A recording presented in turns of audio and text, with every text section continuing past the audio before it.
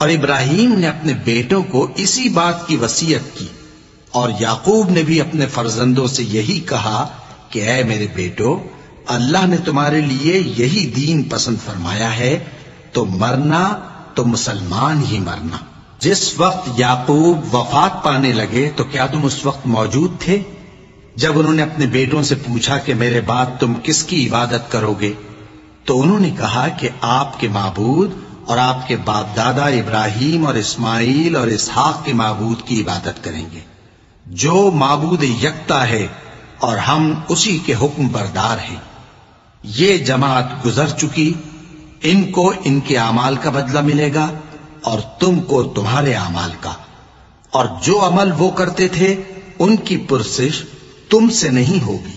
اور یہودی اور عیسائی کہتے ہیں کہ یہودی یا عیسائی ہو جاؤ تو سیدھے رستے لگ جاؤ گے۔ اے پیغمبر، ان سے کہہ دو نہیں، بلکہ ہم دین ابراہیم اختیار کیے ہوئے ہیں جو ایک اللہ کے ہو رہے تھے اور مشرکوں میں سے نہ تھے۔